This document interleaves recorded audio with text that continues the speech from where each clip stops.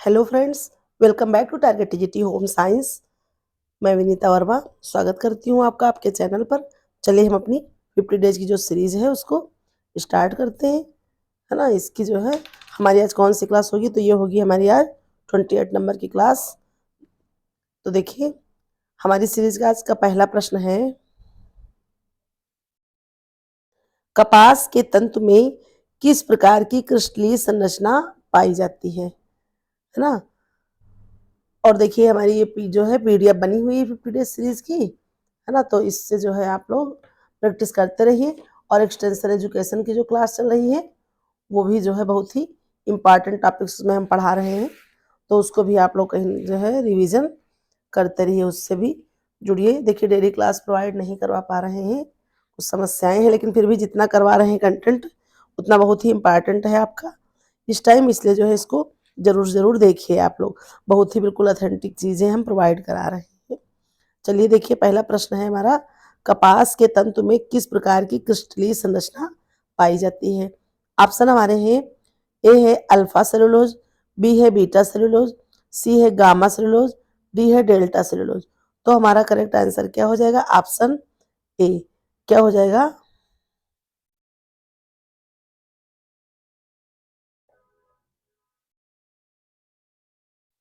तो हमारा इसका करेक्ट आंसर होगा ए अल्फा सेलुलोज।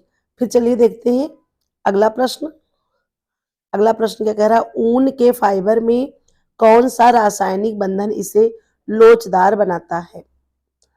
ऑप्शन ए है ग्लाइकोसिडिक बंधन, बी है पॉलीपेप्टाइड बंधन या बॉन्ड, सी है हाइड्रोजन बंधन, डी है डाइसल्फाइड बंधन। तो करेक्ट आंसर हमारा क्या हो जाएगा, ऑप्शन डी डाइसल्फाइड बंधन।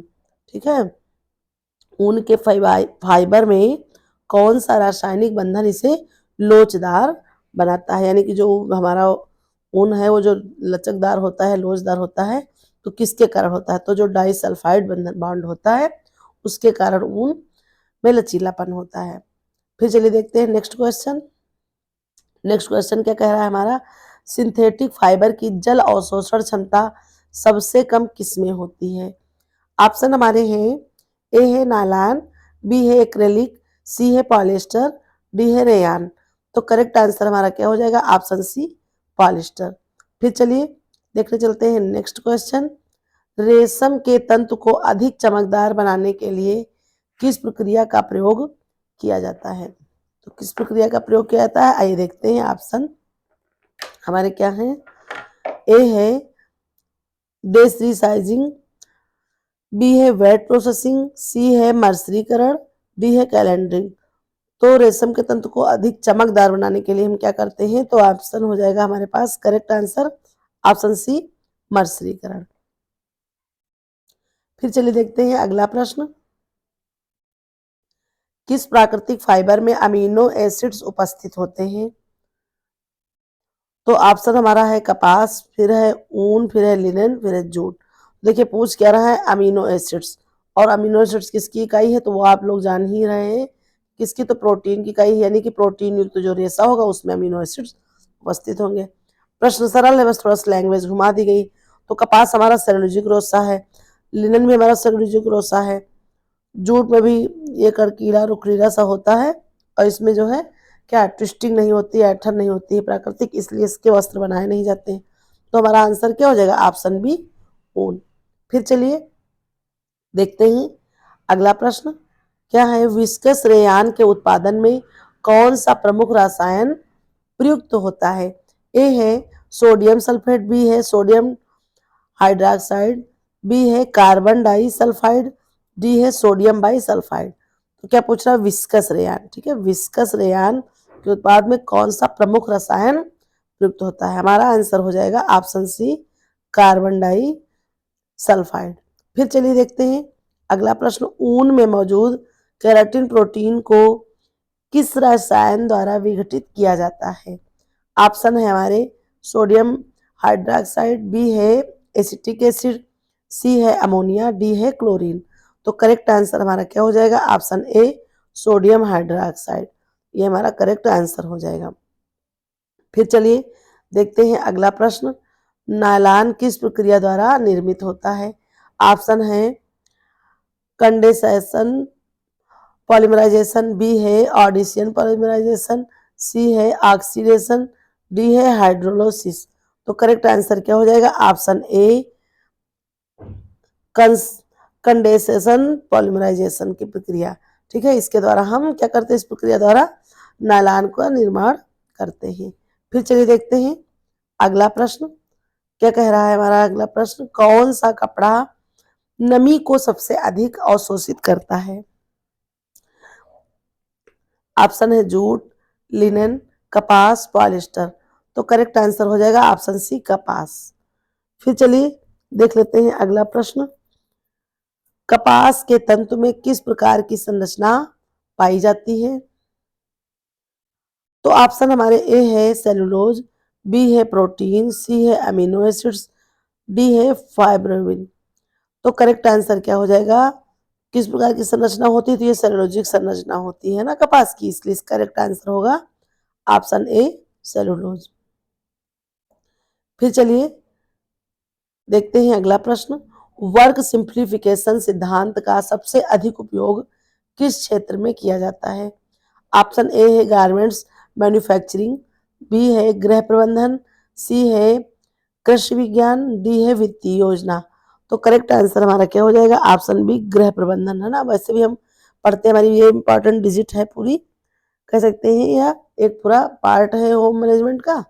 उसी में जो है हम क्या करते हैं, तो वर्क सिंप्लीफिकेशन का जो है सबसे अधिक उपयोग करते हैं। और ये किसने दिया है? तो ये हमारा जो है वर्क सिंप्लीफिकेशन यानी कि कार्य सरलीकरण, तो ये किसका है? मार्विन मुंडेल का है। आप लोग ये भी जानते हैं, है ना। फिर चलिए देखते हैं अगला प्रश्न, कार्यस्थली डिजाइन में एर्गोनॉमिक्स का क्या महत्व है? ऑप्शन ए है ऊर्जा की बचत, बी है उत्पादकता में वृद्धि, सी है आरामदायक कार्यस्थली, है ना। फिर डी है उपरोक्त सभी। तो करेक्ट आंसर क्या हो जाएगा? ऑप्शन डी उपरोक्त सभी। फिर चलिए देखते हैं अगला प्रश्न क्या कह रहा है, गृह प्रबंधन में बजट का मुख्य उद्देश्य क्या होता है? ए है खर्च को सीमित करना, बी है खर्च और आय में संतुलन, फिर है केवल बचत बढ़ाना, डी है निवेश करना। तो करेक्ट आंसर हो जाएगा ऑप्शन बी खर्च और आय में संतुलन करना। फिर चलिए देखते हैं अगला प्रश्न क्या पूछ रहा है, टाइम एंड मोशन स्टडी किसने विकसित की? ठीक है, तो ऑप्शन देख लेते हैं, मैरी पार्कर, बी है एफ.डब्ल्यू. टेलर, सी है एल्टन मेयो, डी है लिनियन गिलब्रेथ। तो आप लोग जानते हैं ना कि जो है टाइम एंड स्टडी मोशन ये किसका है? तो ये जो है लिनियन गिलब्रेथ का है ना। फिर चलिए देखते हैं अगला प्रश्न, किस कार्य संतुलन है तो सीमांत उपयोगिता सिद्धांत किसने संबंधित है ना, या किससे संबंधित है? तो ऑप्शन ए है श्रम विभाजन, बी है संसाधनों का अधिक उपयोग, सी है आय और व्यय, डी है घरेलू श्रम का वर्गीकरण। तो करेक्ट आंसर होना है हमारा ऑप्शन बी संसाधनों का अधिकतम उपयोग। फिर चलिए देखते हैं अगला प्रश्न, डाइटरी फाइबर शरीर में किस प्रकार सहायक होता है? ए है रक्त संचार, बी है पाचन में मदद, सी है कैल्शियम अवशोषण, डी है ऊर्जा उत्पादन। तो करेक्ट आंसर क्या हो जाएगा? ऑप्शन बी पाचन में मदद। फिर चलिए देखते हैं अगला प्रश्न है, बेरी बेरी रोग किस विटामिन की कमी से होता है? ऑप्शन देख लेते हैं, vitamin A, vitamin B one, vitamin C, vitamin D. तो बेरी बेरी रोग किस विटामिन की कमी से होता है? आसान सा प्रश्न है, ऑप्शन बी करेक्ट आंसर हो जाएगा विटामिन बी1। चलिए फिर देखते हैं अगला प्रश्न, आयरन का सर्वश्रेष्ठ स्रोत कौन सा है? ए है दूध, बी है केला, सी है हरी सब्जियां, डी है मछली। तो करेक्ट आंसर हमारा क्या हो जाएगा? ऑप्शन सी हरी मछली। फिर चलिए देखते हैं अगला प्रश्न, कौन सा पोषक तत्व ऊर्जा प्रदान नहीं करता? ऑप्शन ए है कार्बोहाइड्रेट, फिर है वसा, फिर है प्रोटीन, फिर है खनिज। तो करेक्ट आंसर क्या हो जाएगा? ऑप्शन डी खनिज, है ना। बाकी वसा से हमको कितना प्रति जो है 1 ग्राम, 1 ग्राम बराबर 9 कैलोरी है ना। प्रोटीन में भी 4.2 कैलोरी होती है और कार्बोहाइड्रेट में भी 4 पॉइंट या 4 जो है कैलोरी आपको मिलेगी। लेकिन खनिज में हमको क्या, तो खनिज में हमको कोई भी जो है कैलोरी या ऊर्जा कह सकते हैं नहीं प्राप्त होती है। फिर चलिए देखने चलते हैं अगला प्रश्न। शरीर में जल संतुलन को बनाए रखने के लिए कौन सा खनिज आवश्यक है? ए है सोडियम, बी है कैल्शियम, सी है लोहा, डी है फास्फोरस। तो करेक्ट आंसर क्या हो जाएगा? जल संतुलन को क्या बनाता है?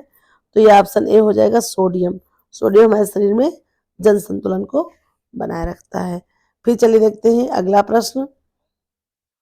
एंथ्रेक्स रोग किससे संबंधित है? ऑप्शन ए है जीवाणु संक्रमण, बी है वायरल संक्रमण, सी है फंगल संक्रमण, डी है पोषण संबंधी रोग है ना। तो करेक्ट आंसर क्या हो जाएगा? ऑप्शन ए जीवाणु संक्रमण। ठीक है, यानी कि एंथ्रेक्स जो है जीवाणु संक्रमित रोग है। फिर चलिए देखते हैं अगला प्रश्न। हड्डियों में कैल्शियम की कमी से कौन सा रोग होता है? ए है स्कर्वी, बी है रिक्टस, सी है हमारा ऑप्शन में एनीमिया, डी है गाउट। तो करेक्ट आंसर क्या हो जाएगा? ऑप्शन बी रिक्टस है ना। कैल्शियम की कमी से रिक्टस रोग हो जाता है। आप जानते हैं रिक्टस किसमें होता है? तो ये बच्चों में पाया जाता है। फिर चलिए देखते हैं अगला प्रश्न। शरीर की प्रतिरक्षा प्रणाली को मजबूत करने के लिए किस विटामिन की आवश्यकता होती है? ऑप्शन है हमारे पास, ए है विटामिन बी है विटामिन सी, डी है विटामिन सी है विटामिन डी है विटामिन के। तो जो हमारे शरीर में जो है प्रतिरक्षा प्रणाली हमारी जो है इम्यून सिस्टम, उसको जो है मजबूत बनाने में कौन सा विटामिन? तो हो जाएगा correct answer option B vitamin C. ठीक है, फिर चलिए देखते हैं अगला प्रश्न। अंडर न्यूट्रिशन का प्रमुख कारण क्या है? अंडर न्यूट्रिशन का मतलब होता है जितना भी मानक है उससे कम वजन। ठीक है, मानक जितना भी है किसी चीज का उससे कम वजन होगा तो न्यूट्रिशन अंडर न्यूट्रिशन के अंतर्गत आएगा। तो ऑप्शन है खाद्य संतुलन, शारीरिक व्यायाम, नींद की कमी, तनाव। तो करेक्ट आंसर क्या हो जाएगा? ऑप्शन ए खाद्य संतुलन। फिर चलिए अगला प्रश्न क्या है? प्राथमिक चिकित्सा में RICE का अर्थ क्या है? ऑप्शन ए है आराम, बर्फ, संपीड़न, ऊंचाई, बी है राहत, जांच, देखभाल, अनुभव, सी है रक्त, जल, पोषण, ऊर्जा, है ना। फिर क्या है? डी है रोकथाम, निरीक्षण, उपचार, मूल्यांकन। तो करेक्ट आंसर हो जाएगा ऑप्शन ए आराम, बर्फ, संपीड़न और ऊंचाई। ठीक है, किसमें? तो RIC का जो है अर्थ यही हो जाएगा क्या? आराम, बर्फ, संपीड़न और ऊंचाई। फिर चलिए देखते हैं अगला प्रश्न। कौन सा प्रोटीन शरीर में ऑक्सीजन के परिवहन में सहायता करता है?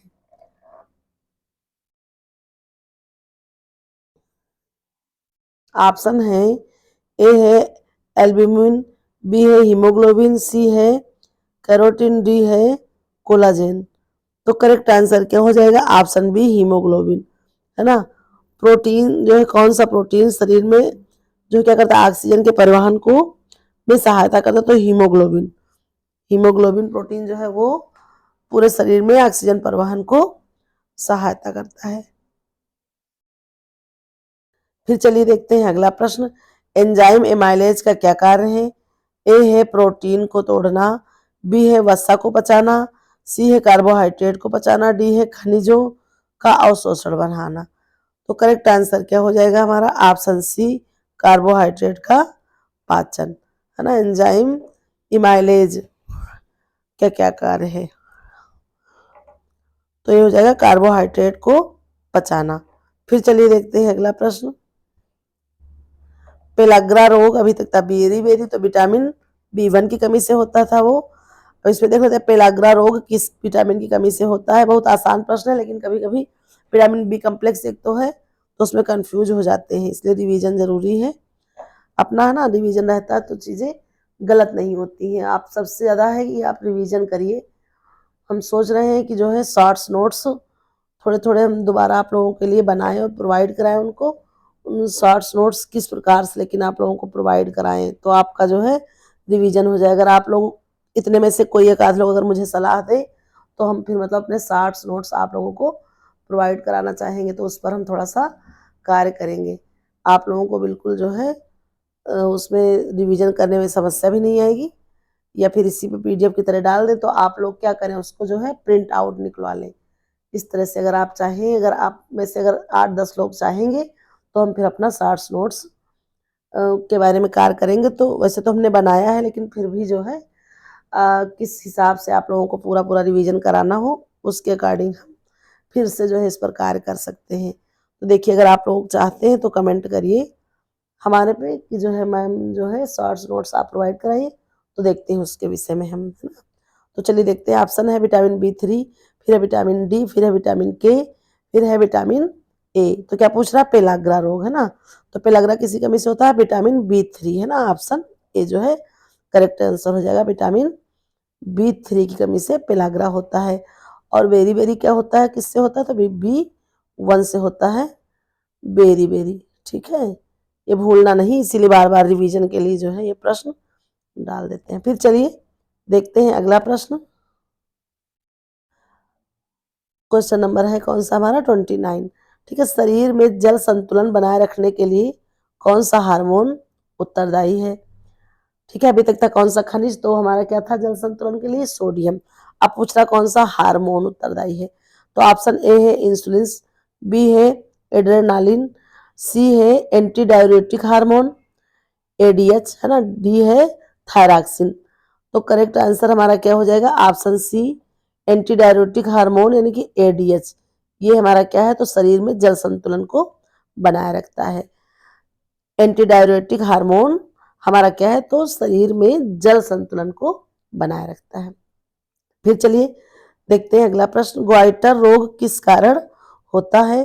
ऑप्शन हमारे हैं प्रोटीन की कमी, आयोडीन की कमी, आयरन की अधिकता, आयरन की अधिकता, है ना, कैल्शियम की अधिकता। तो करेक्ट आंसर क्या हो जाएगा? आयोडीन की कमी। सबसे पहले ये चीज जान लीजिए। फिर अगला है प्रश्न, हम देखते हैं जरा सा। होम साइंस में एक्सटेंशन एजुकेशन का मुख्य उद्देश्य क्या है? तो ऑप्शन है केवल शिक्षण कार्य करना, ग्रामीण विकास में सहायता, वैज्ञानिक जानकारी का प्रसार, केवल महिलाओं की शिक्षा। तो करेक्ट आंसर क्या हो जाए? ऑप्शन सी वैज्ञानिक जानकारी का प्रसार, फैलाव करना, है ना, ताकि जो है लोग क्या करें, नई चीजें जान सकें, उनसे जो है जुड़ सकें और उनका जो है लाभ उठा सकें। ये सारी चीजें हैं, इसलिए इन चीजों को प्रोवाइड कराया जा रहा है। फिर चलिए देखते हैं अगला प्रश्न।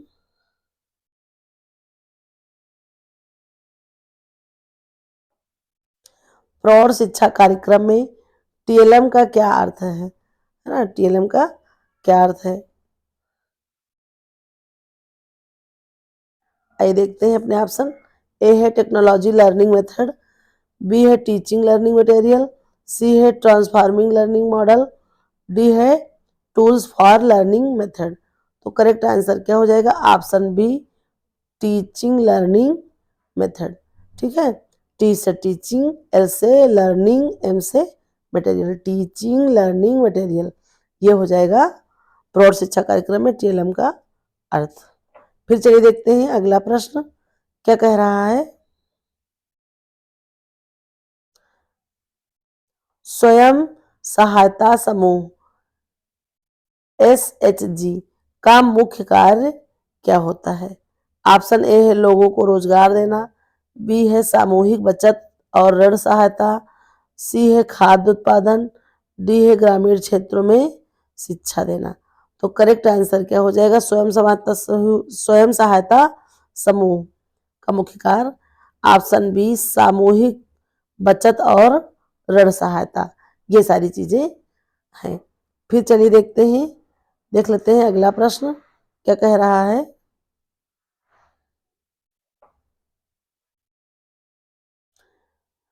फील्ड ट्रायल किसका एक महत्वपूर्ण चरण है? ऑप्शन ए है पोषण अनुसंधान, बी है फैब्रिक टेक्सटिंग, सी है विस्तार शिक्षण पद्धति,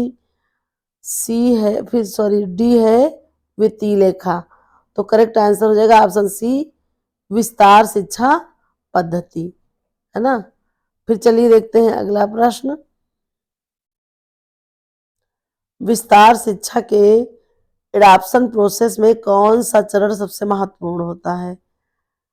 ऑप्शन है हमारे, ए है जागरूकता, बी है रुचि, सी है मूल्यांकन, डी है उपरोक्त सभी, है ना।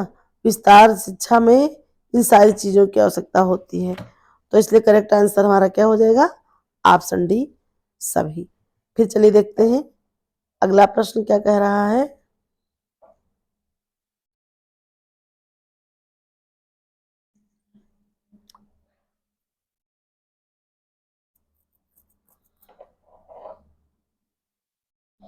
कौन सा संचार माध्यम सबसे अधिक प्रभावी माना जाता है?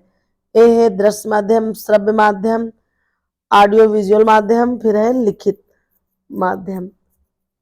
तो करेक्ट आंसर हमारा क्या हो जाएगा? ऑप्शन सी, ऑडियो विजुअल माध्यम। इससे क्या होता है भाई, जब दिखेगा सुनेगा तो इससे वो जो है ज्यादा प्रभावी होगा या ज्यादा कामगार होगा। तो चलिए फिर देखते हैं अगला प्रश्न। संवर्धन संचार, ठीक है, का मुख्य उद्देश्य क्या है? ऑप्शन ए है सूचना प्रदान करना, बी है व्यवहार में परिवर्तन लाना, सी है केवल मनोरंजन करना, डी है अधिकतम लाभ कमाना। तो करेक्ट आंसर क्या हो जाएगा? ऑप्शन बी, व्यवहार में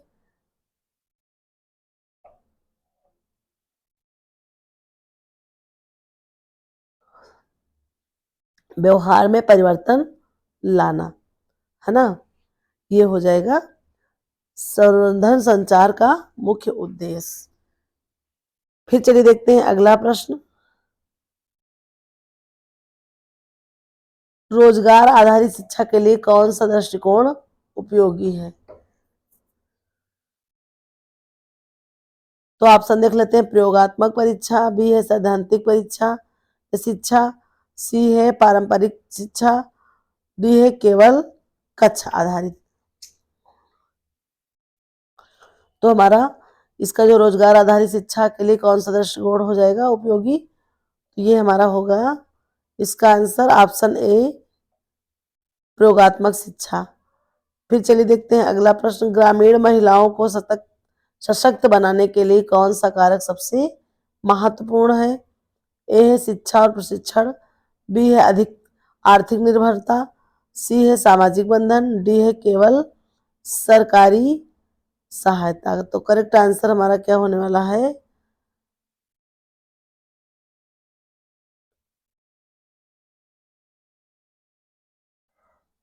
ऑप्शन होगा हमारा शिक्षा और प्रशिक्षण, है ना। ग्रामीण महिलाओं को सशक्त बनाने के लिए हम क्या करते हैं? तो शिक्षा और प्रशिक्षण। एक मिनट आप लोग रुकिए जरा।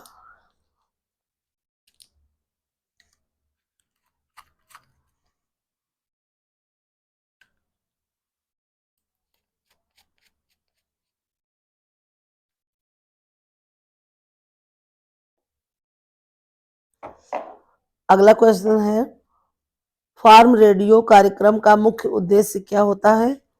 तो ऑप्शन ए है किसानों को मनोरंजन प्रदान करना, बी है वैज्ञानिक खेती की जानकारी देना, सी है केवल व्यवसायिक विज्ञापन करना, डी है केवल मौसम की जानकारी देना। तो करेक्ट आंसर क्या हो जाएगा? ऑप्शन बी, वैज्ञानिक खेती की जानकारी देना। फिर चलिए देखते हैं अगला प्रश्न। पॉलीसेकेराइड का सबसे अच्छा स्रोत कौन सा है? ए है शहद, बी है चावल, सी है दूध, डी है अंडा। तो करेक्ट आंसर हमारा क्या हो जाएगा? ऑप्शन बी, चावल, है ना। पॉलीसेकेराइड किसका स्रोत है मुख्य? तो चावल में प्राप्त है। फिर अगला प्रश्न है, कौन सा पोषक तत्व हड्डियों और दांतों में मजबूती के लिए जाना जाता है या आवश्यक है? ए है प्रोटीन, बी है वसा, सी है कैल्शियम, डी है आयोडीन। तो हमारा करेक्ट आंसर क्या हो जाएगा? Option C calcium.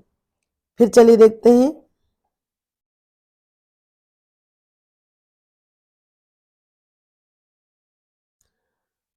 गर्भवती, एक मिनट,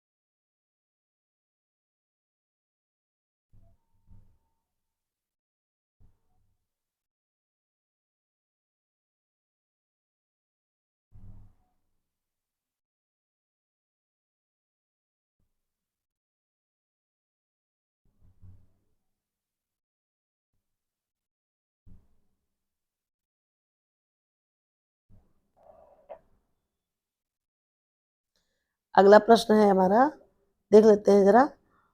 थोड़ा सा रुक रहा था वीडियो। संवर्धन संचार का मुख्य उद्देश्य हो जाएगा व्यवहार में परिवर्तन। फिर है अगला प्रश्न, रोजगार आधारित शिक्षा के लिए कौन सा दृष्टिकोण उपयोगी है? तो इसका भी हमारा करेक्ट आंसर क्या हो जाएगा? ऑप्शन ए प्रयोगात्मक परीक्षा, है ना। प्रयोगात्मक परीक्षा द्वारा हम ये सारी चीजें कर पाएंगे। फिर अगला है, ग्रामीण महिलाओं को सशक्त बनाने के लिए कौन सा महत्वपूर्ण कार्यक्रम? तो है शिक्षा और प्रशिक्षण, आर्थिक निर्भरता, सामाजिक बंधन, केवल सरकारी सहायता। करेक्ट आंसर शिक्षा और प्रशिक्षण। भाई अगर हम शिक्षित कर देंगे, प्रशिक्षित हो जाएंगे, तो उससे वो और ज्यादा अपने परिवार का और अपना सहयोग कर पाएंगी। फिर चलिए देखते हैं अगला प्रश्न, फार्म रेडियो कार्यक्रम का मुख्य उद्देश्य क्या होता है? ए है किसानों को मनोरंजन, बी है वैज्ञानिक खेती, सी है व्यवसायिक, डी है केवल मौसम की जानकारी देना। तो करेक्ट आंसर क्या हो जाएगा? ऑप्शन बी वैज्ञानिक खेती की जानकारी देना। फार्म रेडियो कार्यक्रम का मुख्य उद्देश्य यही होता है। ठीक है। फिर अगला प्रश्न है, पॉलीसेकेराइड का सबसे अच्छा स्रोत क्या है? ऑप्शन है शहद, चावल, दूध, अंडा। तो करेक्ट आंसर क्या हो जाएगा? ऑप्शन बी चावल। चावल में क्या होता है? पॉलीसेकेराइड पाया जाता है। फिर चलिए देखते हैं अगला प्रश्न, कौन सा प्रोटीन तत्व हड्डियों और दांतों को मजबूत के लिए आवश्यक है, मजबूत बनाने के लिए, है ना। ए है प्रोटीन, बी है वसा, सी है कैल्शियम, डी है आयोडीन। तो correct answer option C calcium हो जाएगा, है ना। फिर चलिए देखते हैं अगला प्रश्न, शरीर में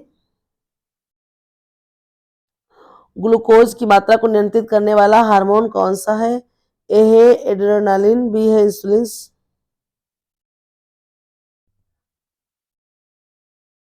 थायरॉक्सिन, टेस्टोस्टेरोन। तो करेक्ट आंसर क्या हो जाएगा? Option B insulin. फिर है अगला प्रश्न, ग्लाइसेमिक इंडेक्स किसका मापन करता है ना। तो ऑप्शन है प्रोटीनों शोषण, रक्त शर्करा स्तर, खाद्य पदार्थों का प्रभाव, पानी की मात्रा। तो करेक्ट आंसर ऑप्शन बी रक्त शर्करा स्तर पर खाद्य पदार्थों का प्रभाव। फिर अगला प्रश्न है, शरीर में पोटेशियम का मुख्य कार्य क्या है? नर्वस सिग्नलिंग और मांसपेशी संकुचन। फिर है हमारा अगला ऑप्शन खून में ऑक्सीजन ले जाना। फिर है कैल्शियम अवशोषण। फिर डी है हृदय की धड़कन को कम करना। तो करेक्ट आंसर हो जाएगा ऑप्शन ए नर्व सिग्नलिंग और मांसपेशी संकुचन। फिर चलिए देखते हैं अगला प्रश्न, हेमोक्रोटोमिसिस अधिकता से होता है, क्या होता है? ऑप्शन है calcium, sodium, iron, vitamin A. तब से यही सब चीजें फिर तो देख लेते हैं करेक्ट आंसर क्या हो जाएगा? Option B iron. फिर अगला प्रश्न है, स्कर्वी रोग का मुख्य कारण। तो स्कर्वी रोग का मुख्य कारण क्या है? करेक्ट आंसर होगा ऑप्शन ए विटामिन सी की कमी। फिर है गर्भवती महिलाओं के लिए सबसे महत्वपूर्ण पोषक तत्व कौन सा है? तो ये है विटामिन के, फोलिक एसिड, सोडियम, पोटेशियम। तो चाहिए हर चीज़, लेकिन फिर भी सबसे महत्वपूर्ण हो जाएगा फोलिक एसिड। ठीक है, B9 और B12 ये दोनों जरूरी है। B9 आएगा फोलिक एसिड में, है ना, और इसका होता है साइनोकोबाल्मिन। फिर चलिए देखते हैं अगला प्रश्न। शरीर में विटामिन डी की कमी से कौन सा रोग हो सकता है? ए है रिक्टस, बी है स्कर्वी, सी है एनीमिया, डी है पेलाग्रा। तो करेक्ट आंसर है ऑप्शन ए रिक्टस। शरीर में विटामिन डी की कमी से रिक्टस हो जाता है। फिर चलिए अगला है क्वेश्चन और आज की सीरीज का आखिरी प्रश्न। मल्टीविटामिन गोलियों का अत्यधिक सेवन किस समस्या को जन्म दे सकता है? ए है विटामिन विषाक्तता, बी है आयरन की कमी, फिर है हड्डी की कमजोरी, डी है त्वचा रोग। तो करेक्ट आंसर क्या हो जाएगा? ऑप्शन ए विटामिन विषाक्तता, ये हमारा करेक्ट आंसर हो जाएगा। तो इस तरह से ये हमारी जो है 50 डेज की सीरीज आज की कंप्लीट होती है ना। और इसमें जो है क्लास नंबर 28 हमने कर लिया है। डेली कोशिश तो बहुत ज़्यादा करते हैं आप लोगों से जुड़ने की, किसी न किसी तरह से क्लास प्रोवाइड कराने की, लेकिन समस्याएं हैं इसमें। एक तो स्वास्थ्य भी नहीं सही रहता है, चीज़ें हैं जिस वजह से नहीं कर पा रहे हैं डेली क्लास। जैसे जैसे परीक्षा नज़दीक आ रही है वैसे वैसे मेरी समस्या भी बढ़ रही है, इसीलिए कुछ समस्याएं हैं। तो फिर ठीक है, चलिए फिर मिलते हैं नेक्स्ट वीडियो में। Thank you for watching.